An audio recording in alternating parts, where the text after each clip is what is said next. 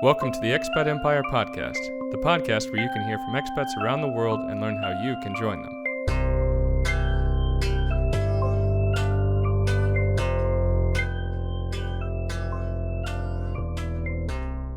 Hey guys, before we get to the interview, I want to remind you that we're offering free 30-minute consulting calls to anyone interested in moving abroad.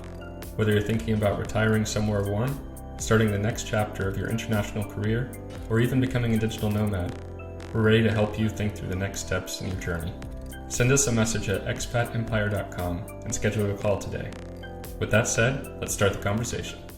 Hi, Steph. Thanks so much for joining us today on the Expat Empire Podcast. Hi, David. It's good to see you again. It's been a while.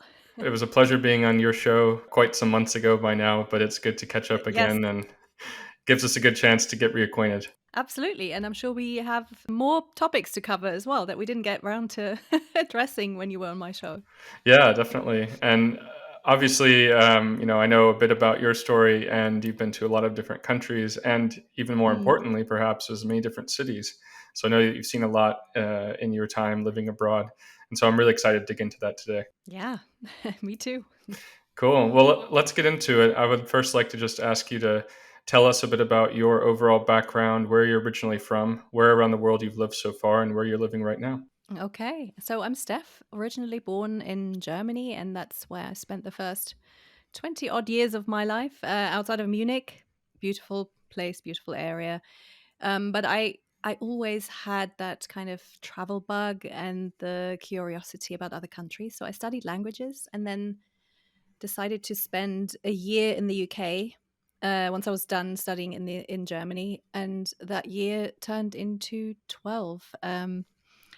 I started in Kent in the southeast of England, where I went to university. I met my English husband there, and then we moved to London. And so after 12 years, he got a job offer in California, and so obviously, when someone says, hey, do you want to live in San Francisco? You say yes, especially when you're someone like me who's always curious and ready for new adventures.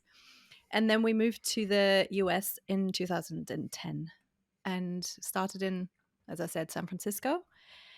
And a few years after that, moved to Austin, Texas. So quite a difference.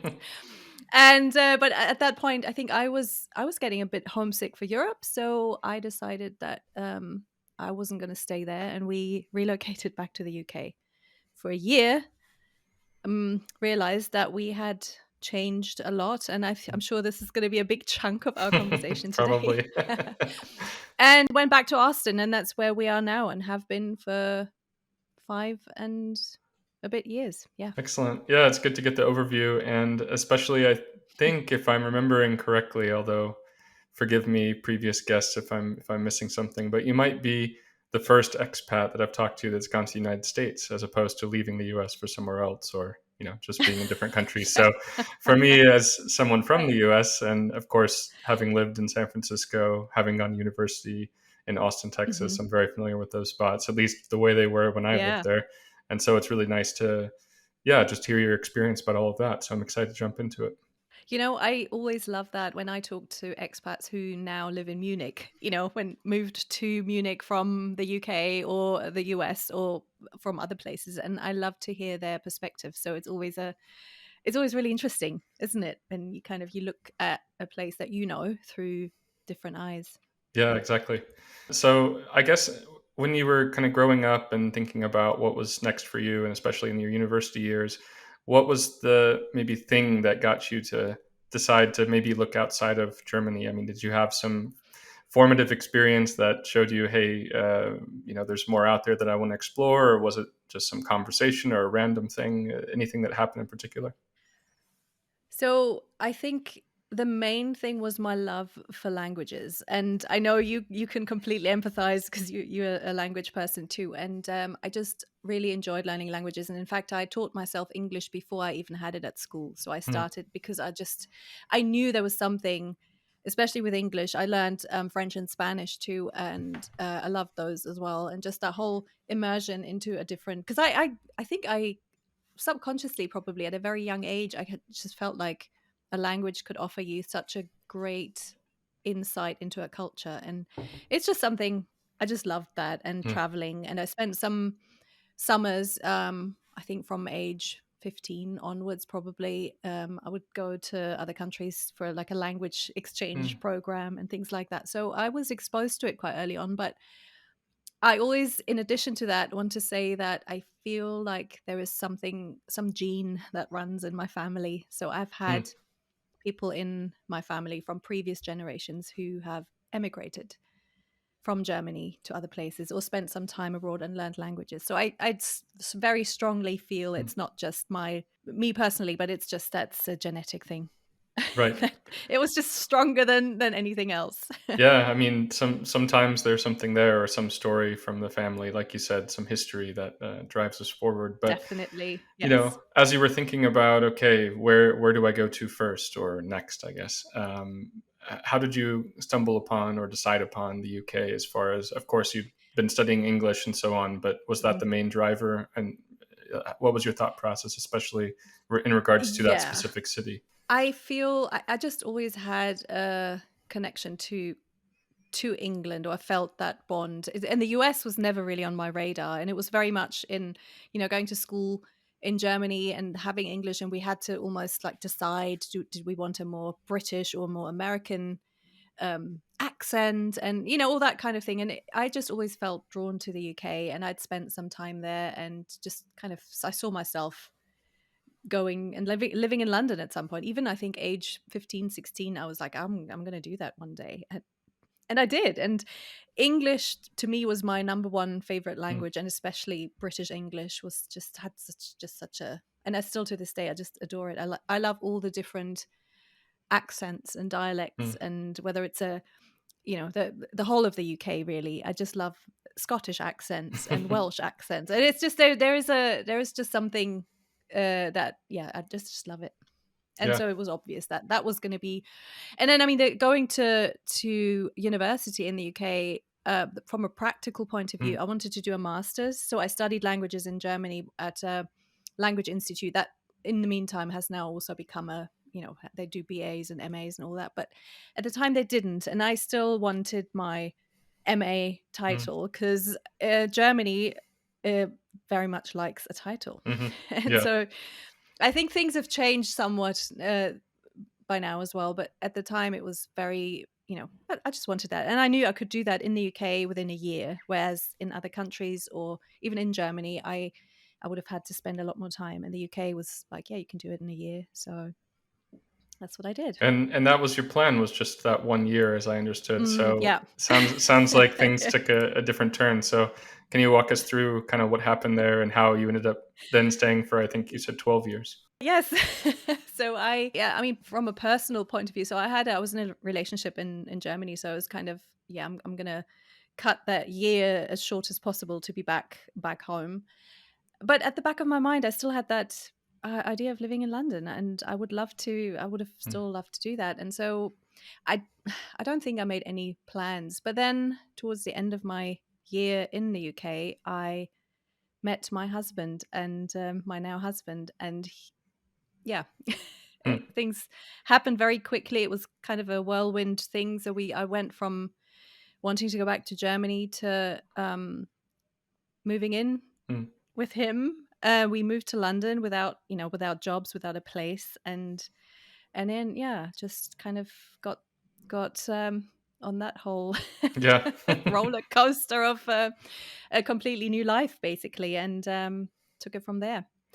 And then as you explore a new city, and Mhm. then it was all very exciting. Obviously, new, just had my MA. I'm in a new relationship. I'm in the city of my dreams. I just got a job, and so yeah, and then all of a sudden it's 12 years later. Yeah. So what kind of work did you end up doing there? How did you leverage your interests and skills with languages, or did you do something completely different? No, I didn't actually. I mean, I was with my MA. I did my MA in literature, European literature, and I wanted to work in publishing. I wanted to Mm, work with books and that kind of thing. And I didn't really have a plan of how to get there, but I applied to a ton of jobs in all different areas where my language skills could come in handy. And then I think I applied to a publisher of hotel guides, and they were looking for production assistant. They weren't even looking for a linguist or a writer, anything like that. And the day I went for my interview, their editorial manager quit. Mm. And they interviewed me, and then they said, actually, I think you are probably overqualified for the Mm. production assistant. And also, looking at your skills, would you be interested in an editorial position? And so it was kind of like, yeah, that's exactly what I wanted to do. So Nice. um, and so I started there, and that was English. So that was, and then, I obviously then I found ways to get my German and French skills in there Mm. as well, because it was international hotel guides. So I was able Mm. to manage the international team, and so they got way more than they Yeah. they thought they would, and so that was a really nice way in. And to this day, I'm just so grateful to them also for giving me that opportunity, because Yeah. I feel like I would not have had that in Germany, because I don't think anyone not a native speaker would get an editorial position for a prestigious publication Mm. and oversee the editorial in a language that's not the native language. So Yeah. I jumped at the chance, and it was a great way in. And I stayed with them on a freelance basis for a long time. That's amazing. I mean, that's, as you say, you're thankful for them giving you the opportunity, but obviously Hmm. you had the skills for it, and it sounds like one of those right place, right time type of situations. Yeah, As you said, the day of the absolutely. interview, the opportunity Yes, presented itself. So how crazy is that? And yeah, and I was very much like, yeah, of course I'm going to do that.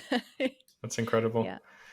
So, were there any parts of adjusting to life in the UK that took you by surprise? Obviously, you knew a lot about it. You know had prepared, and maybe you were more prepared than the average person making such a cultural jump. But were there any parts that stuck out to you that still took a while to get used to?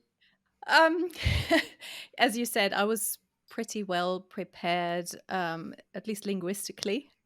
And I always, by having spent some time there before, I knew that the mentality and all that would suit me. I always loved the humor, sense of Mm. humor and all that kind of thing. But living there is quite a different experience. And it did take me a while to get used to the way things were done coming from Germany, which is a very direct and very often very blunt and no Mm. nonsense kind of culture, to a country where people like to not say what they actually mean. Right. And so I had to get used to that, and in my own way of communicating, to kind of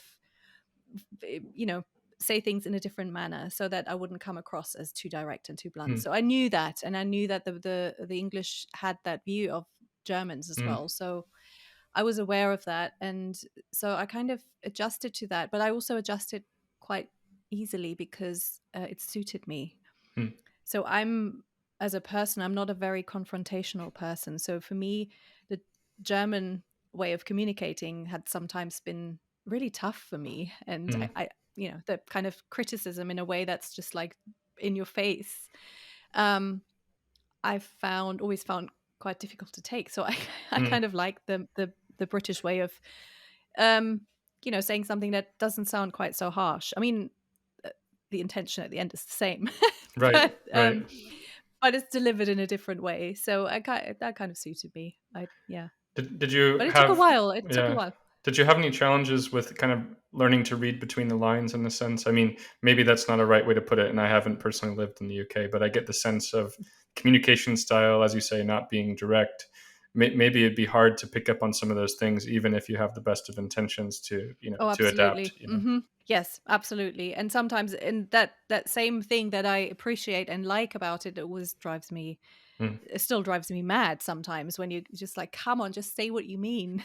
Right. Don't do all this roundabout way of explaining things. But there's this chart. I don't know if you've seen it, where they it's like a translation sheet for what an English person Mm. says, what they mean, and what someone else hears, and Mm. it's just like, whoa, it's completely different. So Right. it's excellent. And I think someone handed that to me and said, hey, just take a look at this. Yeah. And obviously having a through my husband, having access Mm. to English people and having English people in my circle of friends, not just expats, not, you know, other Germans, but more really English people, you do learn quite quickly. And when people know you very well, they're not afraid to mince their words either. So Mm. I kind of found my way in. But Yeah, that's true. It's a very different situation when you have the family connection and then you're able to maybe yep. ask difficult questions or get that insider Hmm. view that you wouldn't otherwise. And of course, build those relationships as well. So I think that makes Yeah. the whole living abroad experience very different. Absolutely. But also, I mean, I think my husband had to translate for me sometimes Mm. with regards to his family, where I would say something or not say something, and he would just explain to them that's because she's German. They do, she's not gonna say it like that. Or, you know, sometimes when his parents would expect something from me and it just didn't come because I didn't realize. So it does help to have a cultural translator, if you like. Right, right. I mean, not to not to dig too deeply, but I'm curious in your, long relationship and marriage with your husband in such a cross cultural context, and of course, living in his country initially, and now you're living in yet a third country to Mhm. both of you. Any, I don't know, advice or takeaways or anything that you could share as far as just making that work? Because I think that's on my mind, on a lot of people's minds out there. So any takeaways would be great to hear. So I think it also changes when you have children. Hmm. So I think that throws another um, factor into the whole equation, where um, you have to be very mindful of each other's customs and expectations, and living in a third country Mm. for sure makes things a little bit easier because you're more on equal ground. So it does help to escape to a third one, and then you can juggle it all. But I think it's really communication and trying to share as much about your own culture with the new family as you can.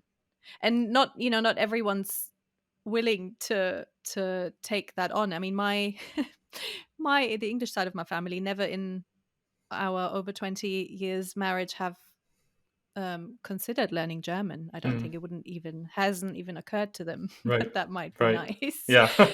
But that's just, Right. you know, that's them, and that's something I think I would have probably, like, if it were me, I think I would definitely try and learn the language just That's to interesting. show some. Yeah. And but I think that's a very English thing too, Mm. because, you know, Americans and English people don't necessarily need to learn another language. So Right. from that point of view, it's just, yeah, Yeah. thought, wow, yeah, we've been married for a while, but that just never occurred to them.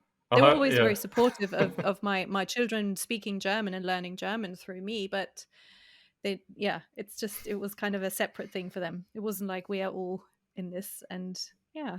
Yeah, I might have to discuss that with my parents and see if they'll pick up some Japanese.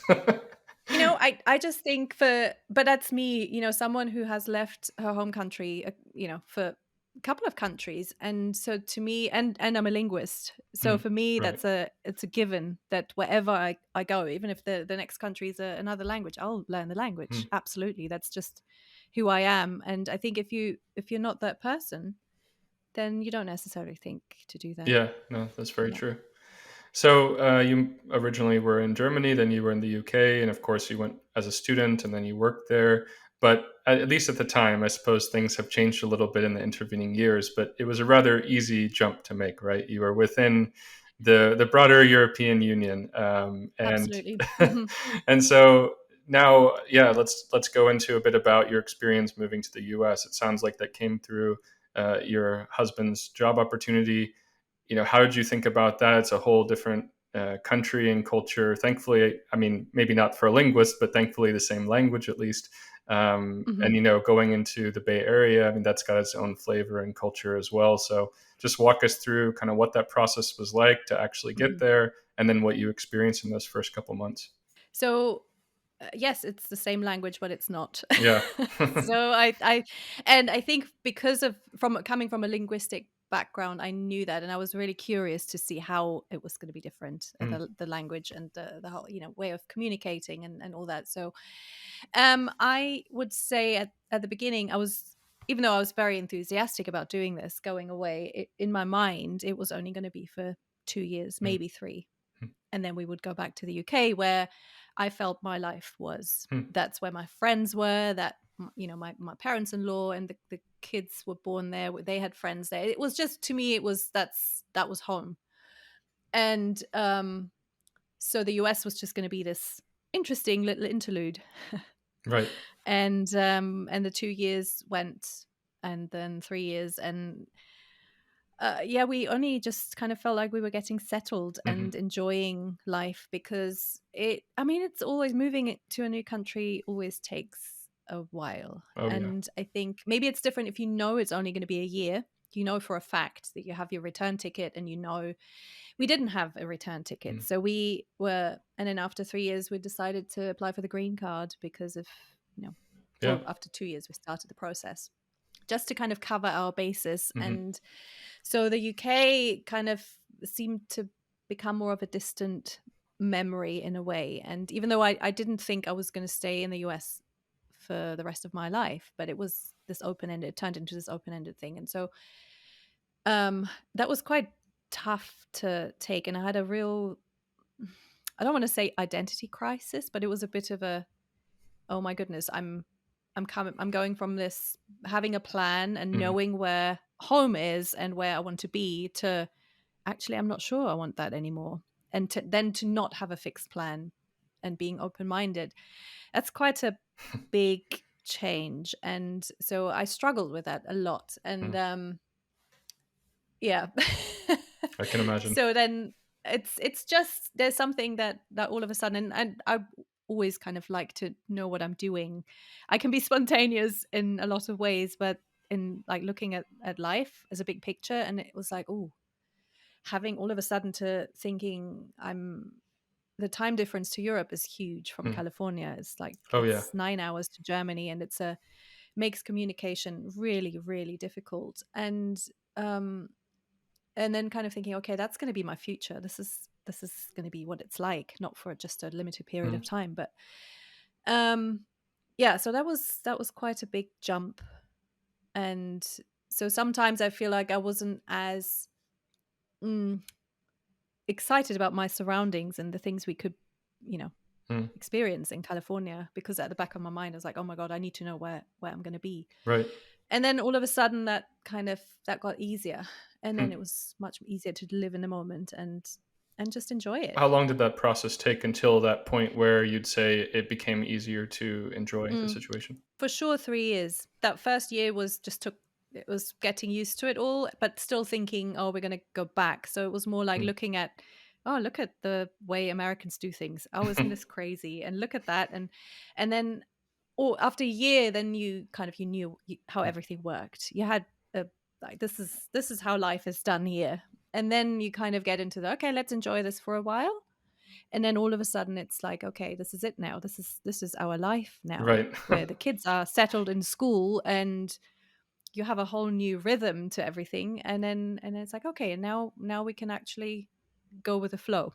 So but it takes a long time. Yeah, for me, it's been always an interesting process. I always tell people that it takes at least a year to get really settled and comfortable in a place. And so then, Mhm. if you take that into account, obviously your mileage may vary. It could take longer or shorter. But if you Mhm. assume a year, then you want to at least stay 2 years. If you just stay 1 year, then you're just at that verge of getting somewhat settled. And then you have to say Yeah. your goodbyes, which would be rough.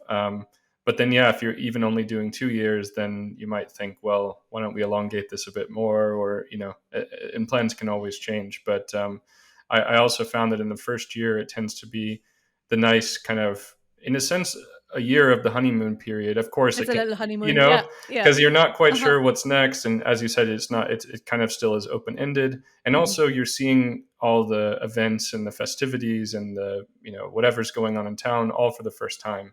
And then the second year, you're like, wait, yeah, we came to this last year. And it's just a very different vibe. And so I always found that it was, I mean, I stayed in, Japan for 2 years, Germany for 3 years. And so it wasn't just a Hmm. year, but I also found that the second year at times there were really times where I was thinking, okay, what's, looking to the future, what's next? And I'm glad here Yeah, in Portugal that I don't feel that yet. It's been a year and a half and I still feel quite positive about being here. And it's a weird situation too, because we haven't been able to do everything we wanted to with this of pandemic, course. Yeah. so it's not even kind of an apples to apples comparison, but it's Yeah. interesting to kind of think about how time relates to where you want to be at what point, as you said, with children, and then obviously in your relationship, and then with careers, and there's just so many factors that go into figuring it out, So right? many Yeah. factors.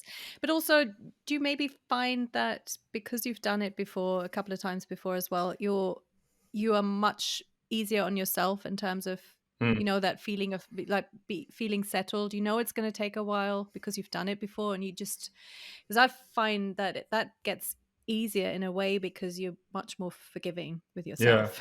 I I don't need to. yeah. I cannot expect myself to feel settled after 6 months. I just know it's not going to happen, and I know it's going to take longer, and the ups and downs, and the looking at things, um, and seeing the bad side of Right. things as well, where you just, I think it's just you're much more realistic Yeah. once you've done that a couple of times. Yeah, I think that's true. I think I've also, I mean, I can be more impatient maybe than the average person. And I also always try to just, do things and make it happen faster than probably the time, that it actually requires. So it's a lot of I hear reminding you. myself, it's reminding Mm. myself, hey, remember how this takes a year? And it's basically having that, try to get Yeah, that voice in the back of my head. And then hopefully everything comes together by then. But even now, with this year and it's a half in hard. Portugal in this situation, I would say there's still aspects to life here that, with Mhm. making good friendships and things like that, that just haven't come as quickly as I would have liked. But you do get more comfortable rolling with the punches. Absolutely. And I even, I had this conversation with my husband the other day. It took us way more than a year to make friends here in Austin. Hmm. We're used to going out and meeting people and, having acquaintances and, being social, but to actually make friends, it took a long time. Hmm. And that can be really difficult. But Yeah. like you said, and I'm also someone who's not the most patient person with myself. And even though I had been kind of preaching to people, it takes a year. You need to wait a year until you even start feeling normal. I don't necessarily listen to my own Hmm. Yeah. advice, and so I really have to be quite ruthless with myself sometimes because I Absolutely. just expect way too much. Just thinking about kind of going from, as you were talking about first in Germany, maybe the cultural didn't fit you as well from a standpoint of the directness, and then you went to the UK Hmm. and it fit you a bit better. And now you go to the US, where at least stereotypically people are more direct, Hmm. and obviously it depends on where that falls on the spectrum of Germany and the UK. But did you find that to be a bit of a shock to go back into that situation, or did you find it easy to adapt to? I think I found it quite easy to adapt to because while the Americans are more open or more direct, uh, they also very. It's kind of a mix between a mix of German directness and British Hmm. politeness because Americans are very polite Mhm. on the whole, and I think that just they're very good at making you feel welcome, and they're very positive, and even if they're direct, they're more positive. There's always that Mhm. kind of, it always gets turned into something positive. And so I really like that. I really like that. And I feel um, that as a German, I can appreciate that. It's like yes, I can get to the point much more quickly than I could in the UK, but I know I'm safe I'm not going to get a blunt, Mhm. criticism right into my face. That's Right. just not the way things are done. And so I really like the way things are done here at work as well. Hmm. And with your work, did you maintain the same position in freelancing, or did you find a job there in the US? How'd you do it? So I maintained my freelance gig for a while, doing copywriting. I and wrote for other publisher as well for a while, and I always worked as a translator as well. So I had contacts in Germany, in the UK, that Hmm. I worked before, but while I was in California, that went a little bit on the back burner because I felt I was spending too much time at home and I wanted to go out and meet people. So I started volunteering.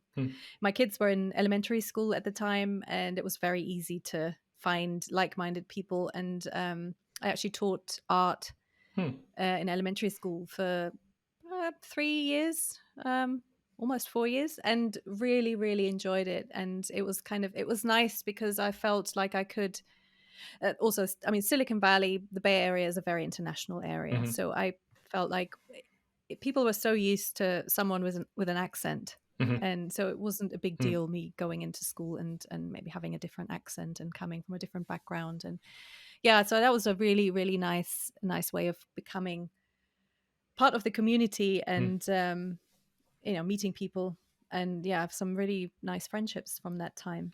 How would you kind of, or how did you think about the, let's say, culture of San Francisco, the Bay Area? I mean, naturally you're coming in, and I don't know if that was your first kind of experience with the United States in some longer capacity, but you were there, and San Francisco's got its own flavor, its own feel. So in a way, it might have been easy at that time to say this is what the entire U.S. is like. And I don't know if you traveled around and saw different places, but I can imagine, of course, in your time since going to Austin as well, that you've seen some different aspects and sides of the United States. So I'm curious, kind of how you adjusted to that and how you experienced it, if you enjoyed it, frankly. So I think it was a very soft landing in the Bay Area for us as Europeans. And as I said before, it's such an international area, and it's the schools there are used to families coming in and kids not speaking the language as their first language, and there's accommodations for everything, and you find your people. And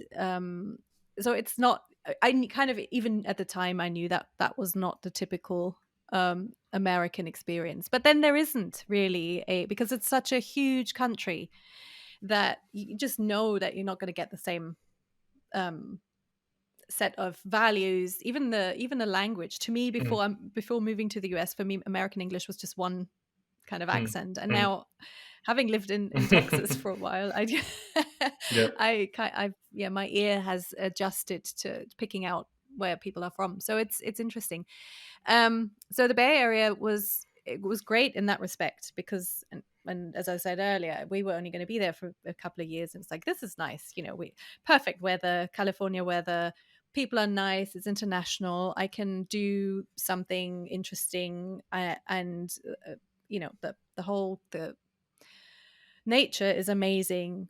There's so much to do, and but after, I think I noticed this fairly early on, but at the time it didn't really affect me that much because I was only going to be there for a couple of years. Right.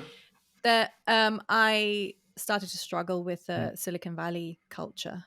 And our school, one of my girls went to this, it's a public school, but it's literally in one of the most expensive zip codes in the whole country. And the kids she went to school with were the Silicon Valley kids. They were like, the Google founder's kid was at that school. Right. And, everyone at the fundraisers were, all Apple, Facebook, Google, and they were all executives. These were all like people with power in Silicon Valley. And it just kind of, it felt like more and more that it just wasn't the kind of environment that I felt comfortable in. And I didn't really want my kids to be in that. And because we were never going to be part of that. Right. And while there are plenty of families who are not part of it, but it just kind of, the whole culture, and it all about making money and founding a new business and this and that. And everything was just, it felt like even at school parties, you'd end up talking business. And it was just, this is the San Francisco experience. Yeah. Yeah. And I'm sure there are areas where it's not as extreme. We picked probably the most extreme area, also because we looked at where are the best schools. Right. So before we moved, I looked at, that's where I want to be because my kids need to be in the best school so that they can go back to the UK and not have any issues. And I didn't really look into why are the schools so good, and then realized that the schools are so good because they are funded so heavily by very affluent families Yeah. and it's not an issue. Every kid in second grade has an iPad, and Mm. it's just that because someone is sponsoring it, Right. and that the discrepancy between that and then 10 miles down the road is a completely is the opposite. Yeah. Families with nothing, and that's become so much more extreme in the Bay Area that I just felt less and less comfortable with it. Hmm. So when we were starting to kind of think about moving back to Europe or going somewhere else, that was a big part of it, Mhm. that decision making process. So then, of course, you ended up staying, but in a different city, moving to a different city in the US. So how did that come about, and what was that culture shock like within the US? That was a massive culture shock. So up until I think probably 6 months before moving to Austin, I had said, if there's one place I'm not going to move to in the US, it's Texas. I'm not going to go to Texas. You cannot, I think I still, my sister still remembers this conversation. It's like, you've Yeah, got to be it's kidding not me. going to That's happen. that. No, that's not going to happen. So maybe New York, Boston area, but Right. that's, and yeah. And then my husband was looking at, he actually had some people had been contacting him and seeing where, if he was willing to move, and then this very exciting opportunity came up in Austin, and yeah, he we spent a few weekends, and you've been to Austin. Hmm. It's not what you expect Texas to be like, so Yeah, it's I feel more like I got open and yeah, progressive. and Yeah. so I spent a few weekends just checking it out, and I thought, you know what, this is actually really a really cool place, and yeah, well, let's give it a go. The job was good for him, and I felt like I can carry on doing what I'm doing Mm. because I'm freelancing, and I'm just going to find some other position where I can go out and meet people, and I'll be fine. I've done this a couple of times. I can do it. Right. And so yeah, we packed our bags, and and then I'm still, to this day, I think it feels kind of crazy to say I live in Texas, but I mean, there is something, I guess, and not that so I did 4 years in university there in Austin, but it's not oh like wow. Hmm. I saw the rest of Texas that much. I mean, we took a little weekend trip here or there with friends, but really it was in and Mm. around Oh, I'm Austin. too scared. I'm too So scared to leave Austin. yeah, but it's, it is, as you said, it's quite different from maybe your initial impression from just the general idea or stereotype of Texas. But was it ultimately better than that stereotype? I mean, I guess because obviously part of your story is thinking about, going back to the UK, and now you're back in Mm. Austin. I'd like to dig into that a bit and just see if it matched your ultimate expectations based on your visits there. Yeah. So, it's not. I want to say it's not the typical Texas, although I feel a little bit underqualified Hmm. to say what the real Texas is like, because I haven't really explored it too much. As I said, I'm too scared of leaving, especially at the moment with the COVID Yeah, numbers, right. and the politics in this state are Mm, still.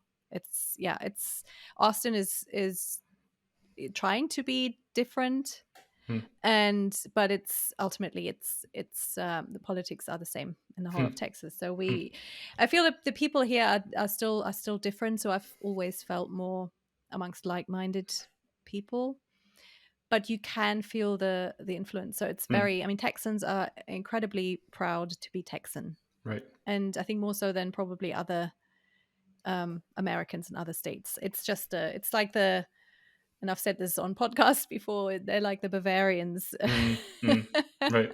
in that they are Bavarian first and they're Texan first before Mm, they're American. And so that's so we learned very quickly not to say we moved from California. mm, And mm, there's a big, Texas, California there's a huge, on either side, I think, Texans don't like Californians and mm, Californians don't like Texans. So there's that kind of mm, thing. And with Austin becoming the new Silicon mhm, Valley in a way, mhm, yeah, Californians have a very bad reputation in mm, this town, and it's very tiresome mm, for someone who's not from Austin and also not from California, but it is a thing. mm, And So yeah, we learned very quickly to say we're from London. Well, it's probably accepted quite a bit more openly and Yeah. Well, interested in, kind of, oh, right. it's yeah, and still, I mean, when we moved, like almost no, it's about 5 years ago. The It was not very international here. Mm, So for me, that was a bit of a shock, really, to be the people not understanding my accent, mm, and people making fun of my kids' accents at school. And so there was some, jarring mm. experiences like that, where you're just like, there are a lot of people here who've never left Right, Texas. right. And so that was, to me, that was a very new experience to California. Yeah, that would be, Um, yeah. Yeah, so that was difficult in some ways. Also nice because, I mean, people are always interested, and as you yourself come across, people will welcome you or not. I mean, it depends very much on how you present yourself. And but it took a huge effort when we moved here to go out and meet people Mm, and kind of break into very established um, situations, if you want. So it wasn't like moving to Silicon Valley where they're used to new European families moving in every day, and it was not like that at all. So we moved also towards the end of the school year, or kind of in the mm, middle, and it was just tough. People were not like welcoming us or being yeah. necessarily very inclusive, and so it was hard work to get into that system. Yeah. So then I have to ask, why did you decide to take a break? And Mm. how did it all? I guess there's Yeah. probably not a better way to ask it, but if you could just kind of walk us through the thought Yes, I process mean, and how it all it's kind went. of that whole experience of exhausting myself Mm, completely, trying to fit into Texas life or Austin life, just took it out of me. mm, And I think at the time I was very much like, should we move in the US, or should we just go back to the UK or Europe in general? Because I'm kind of tired after 6 years in California. After 6 years in California, I was just tired of not seeing my family, and the time difference and all that. And I was like, you know what? Maybe it's time to go back. But my husband wasn't really, his career was going really well, mm, and he was really enjoying working in the US, and which I completely understand too, because, and as I said before, it's like it's a much more direct and open way of like doing business. Everything is the lifestyle. mhm, It just, there's so many reasons, and he just couldn't really see us going back to the mm. UK and working in London and commuting and spending 3 or 4 hours of your day on a train, and the weather and everything. And Right. so, and I was still like, no, let's do it. I can't deal with Hmm, Austin. And then having had that experience of just finding it really difficult to get settled here, and meeting people, and there's some issues with school, and it was just, you know what, I need to go back home. I need Yeah. to go home. And so we did, and we did actually move back into our old house in the UK, which we had kept, Oh, cool. and which I thought was going to be the easy way, Hmm, because I thought, oh great, I know where everything is. I know I've got friends who live around the yeah. corner, and it's just slotting back into where I used to live. And the reality of it was very different. Hmm, So yeah, that's I think I wouldn't do that again. I wouldn't go back to a place that I was in before, because 6 years is a long time. hmm, And if you go back to a place that you remember in a certain way, and it's changed, and you yourself have changed, it's just, there's a lot of clashing factors, and right. might work for some people, but it didn't really work for Hmm. us. And how So that was, soon did you know that it wasn't working? oh, I was trying my hardest to make it work, and I probably about 8 months. Hmm, And obviously, and we talked about this before, I again wasn't very patient with myself. I right, right. it's that I hadn't reached the year mark, and probably you always need to wait a year until you even make a decision. Hmm, hmm, But I didn't, and so things are. I've come to accept that that's just, those decisions were made, and we hmm, moved back and forth, and yeah, I just decided I couldn't do that. And then work wise, I had kept doing translation work, Mm. and I was doing more and more of that, because I didn't quite know how to do the whole going out and finding a job in the UK, because I'd been doing that in the US, and Right. going and finding even volunteer work. I wasn't at that point where I could do that, so I spent a lot of time on my own at home Mm. at my desk, Right. and which probably wasn't very helpful in Mm. meeting people. And even going back to old friends, it wasn't like everyone was like, oh yeah, you're back. It was Yeah. just everyone had moved on, and everyone was busy, and so yeah, that was a lot harder than expected. Yeah, but what a great learning though. I mean, and I think you can Oh yeah. probably also say whatever you decide to do next, which is obviously to go back to Austin eventually, you have more confidence in that decision, or at least clarity that maybe the next step after whatever that is wouldn't be back to London again. Yep. And I tell you what, when we moved back to Austin after a year, I was able to look at it in a completely new way. I knew it was going to take time, and I knew that I didn't want that exhaustion Mm. again, and I knew I would have to look at it differently, and I did, and it was just my mindset had changed. And Mm. so coming back to Austin was like, okay, let's give this another shot, and I approached things very differently, and it's been a really good experience so far, as opposed to the first time. What would you say is the sort of some of the main things that you've done to approach it differently? What maybe mindset changes or behavioral changes did you make to try to make it really work this time? So one thing is just to be patient and to really work at that and give yourself time, and not what I had done before. Every time I moved, I would throw myself completely into everything, finding, decorating the house, Mm. finding everything, getting activities for everyone sorted, all that kind of thing, just keeping myself so busy that I didn't really have time to process or to get sad or anything like Mm. that. I was just like, just kept going and going and going, but it's just not sustainable. Mm. So I realized doing that is not the right approach. It might stave off homesickness and depression and all those kind of things where you think, oh, I'll deal with that at some point, but at some point it's going to come. Mm. And so I've learned to take things at a slower pace, and to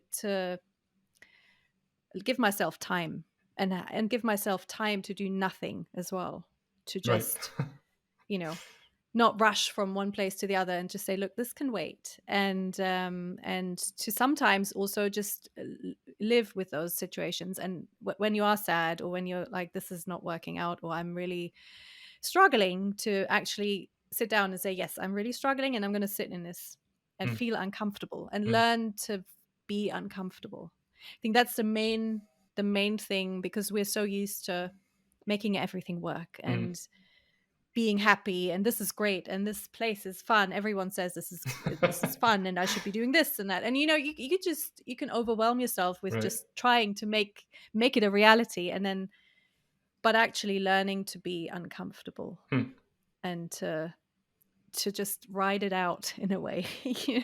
Yeah, That's absolutely. the biggest thing. Just take time to process things, and not wait for it all to crash down at some point. I think I'm still learning these Yeah. lessons, so good for me to hear it from you.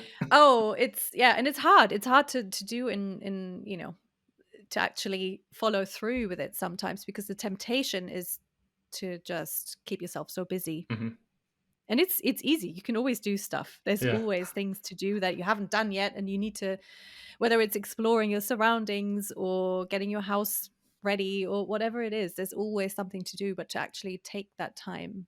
Um, and then, I mean, the other big thing is to not wait for other people to approach you, to become. Right. I had Right. phases when I was very kind of disappointed in the lack of effort by other people. And I spent a lot of time dealing with that, and being kind of annoyed even sometimes, and Mhm. thinking, why is so and so not calling me, or why have I not? And then I turned that around.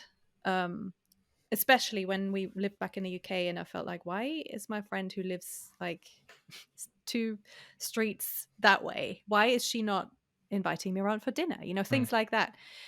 And then I just turned it around, and I was like, no, it's me who needs to. Mm. I if it bothers me, then I need to make the effort. And then if I don't get anything back, then okay, then I just have to let it go probably. But I can't sit there waiting for other people to help me out of my dark place. Right. It has to be me. And so the being proactive and not have any expectations. Right. That's the other thing I want to say. That's a huge part of being happy and you know, Yeah. coming out of your shell. Yeah, absolutely. And I was curious because you mentioned that you had a learning going back to the UK that maybe you wouldn't want to go back to a place that you lived before. But of course, you went then back to Austin. So was that, I mean, of course, I assume it was something related to the job and so on and so forth. But, how did you think about it? Yes, practicality one, but also I think in a way, deep down, I don't like to be defeated. Yeah.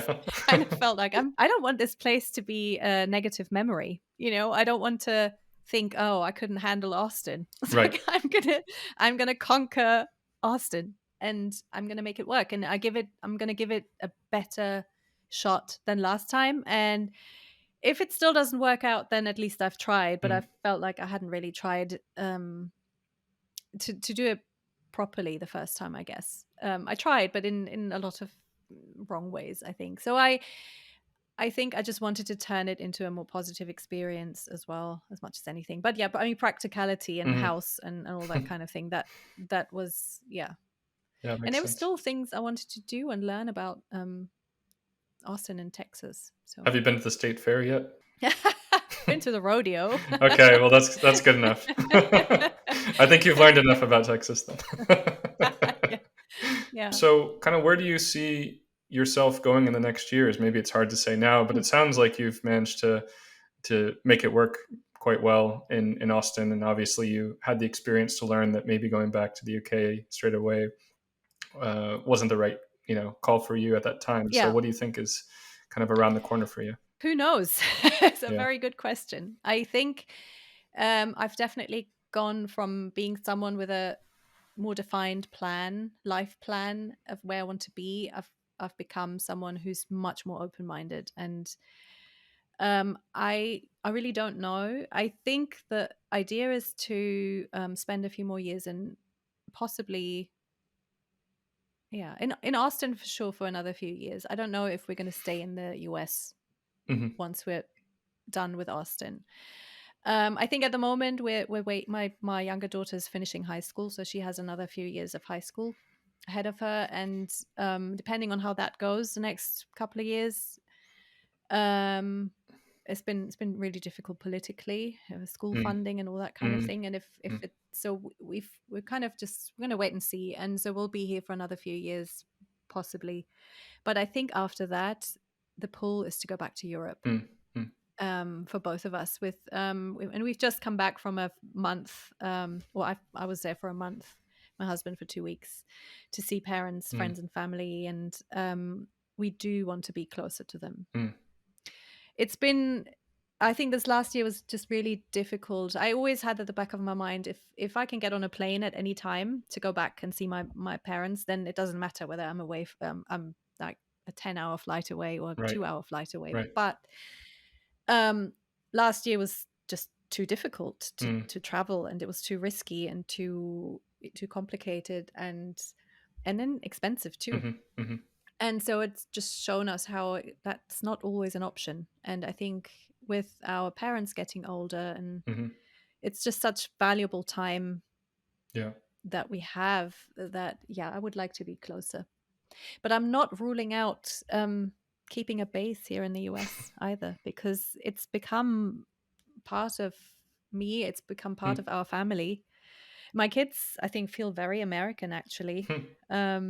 And so I don't know where they're going to end up. And so I've had to become someone who's very open when it comes to the future. Who knows? And I can see us having maybe a couple of places. Yeah, no reason So just to pick one. Yeah. Portugal is on our list of Good. possible. Recommended. Yeah, it's neutral ground for us. It's because at the moment we can't. We love to visit the UK and Germany too, but we can't at the moment. We can't see us living Mm. living there. So it'd be nice to have another neutral ground. Yeah, But yeah, who and knows? on that point, just curious, how it's been, or how would you say it's been, I guess, from your perspective for your children growing up in these different countries and making move here and there and across different school systems and languages and cultures. And as you say, now they've adapted to this kind of American culture. So it's interesting. Would be interesting just Hmm. to hear about what their experience has been like from your You perspective. know, uh, yeah, you'd probably have to ask them. Yeah, I'm sure. um, but I think it's been really, really tough on them, Mm, especially moving between countries and school systems. Especially the move back to the UK and then back to Austin. That's like middle and high school mm, years, which is huge, and that's just a really tough time to move, whether it's to the next city or to another country. I think for a young person, right. so they've definitely felt that that was very, very hard. I want to say that they both feel they're not completely defined by one place. So they definitely have a sense of having roots in different places. And they definitely feel that connection to the UK and to Germany too. Mm, So who knows? They might end up in one of those places at some point. I have no idea. But they are not completely American. And I feel it's going to benefit them in the long term, just going to a new place mm, because they've done it before, because they've been the new person and they know what it feels like. They know how hard it is. I think they might not realize it at the mm. time. As a 15-year-old, I don't think you realize the benefits of Yeah, experiencing different yeah, cultures. But I think eventually it'll be a great asset for them. I mean, yeah. if they both already appreciate the fact that they can speak, in effect, three languages because they can both speak, they can speak British, English, American English, Mm, and German. yeah. And so I think they're already very aware of how special that is. Yeah, totally.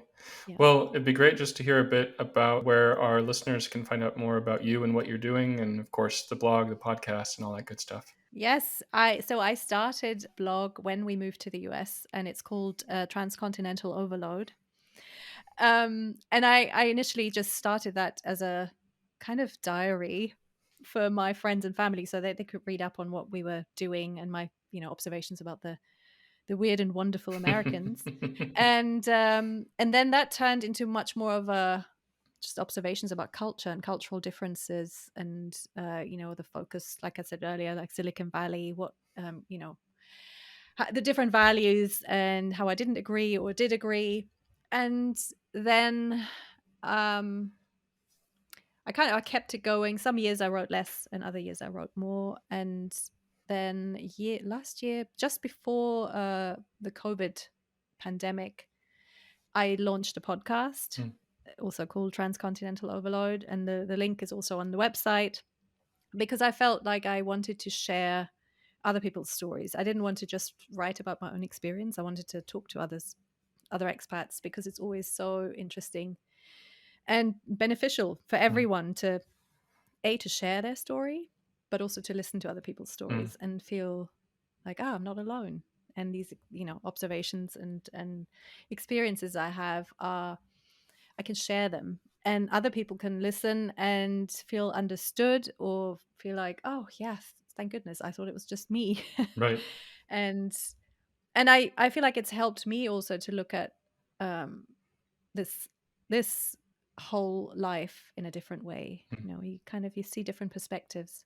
So that's why I launched the podcast. And I've just taken a little break from it, but I'm about to get started again, nice. interviewing people. And my next project is actually talking to TCKs, Mm, so the third culture kids, mm.